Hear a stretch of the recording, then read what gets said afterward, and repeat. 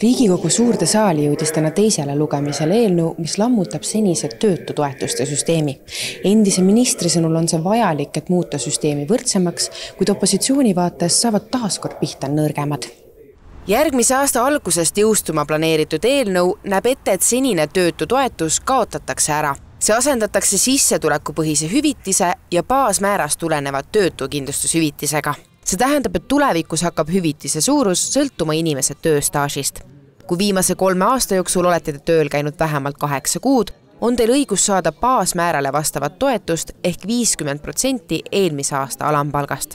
Kui teie tööstaaž ulatub aga 12 kuuni, sõltub hüvitise suurus sissetulekust nii nagu praegu, ehk esimesel 100 päeval on toetuse suurus 60% palgast ning seejärel 40% ühe kalendripäeva keskmisest töötasust.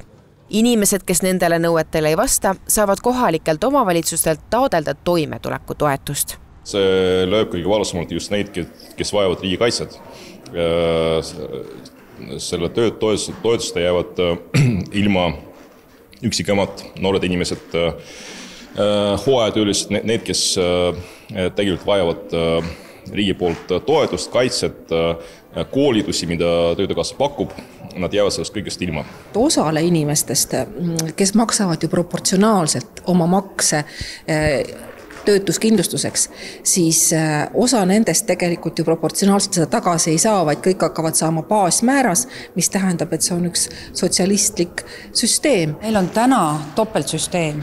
Meil on töötutoetus ja töötuskindlustus. Ja tegelikult on olukord, kus osad inimesed ei kvalifitseeru kummalegi hüvele. 7000 inimest umbes on enam, kes hakkavad tulevikus muutuse korral siis saama töötuskindlustushüvitist. Nii et see hirm ei vasta nüüd kindlasti tõele. Mis puudutab värskelt keskkooli lõpetanud noori, siis õiguskantsleri noomitusel viidi eelnõus sisse muudatus. Selle kohaselt peaks töötuskindlustust saavate noorte hulk justkui laienema. Nende puhul me teeme ka erisuse kuni 24. eluaastani on nad siis õigustatud toimetuleku toetust saama, millist õigust neil varasemalt ei olnud, neid loeti oma bioloogilise või sünnipere leibkonna hulka, nii et see leevendus on neile seal ka täiesti ette nähtud. Andrei Korobeiniku sõnul on aga toimetuleku toetus lisakoorem nii inimeste kui ka kohalike omavalitsuste jaoks, sest see eeldab regulaarset dokumentide esitamist. See on alandav inimestele ja sellega kaasneb need kõik muud hüved, nagu näiteks ravikindlustus või need koolitust, mis võimaldavad inimestel siis leida sobivat ja paremat tööd. Ta niimoodi juhitult tempokalt läbi viiakse, et kummitempel kiiresti peale panna, et sedasi tegelikult inimesi puudutavaid seaduseid, mis nende elu halvendavad kohati, ei ole üldsegi kohane menetleda. Et sooviks valitsuselt suuremat inimlikkust.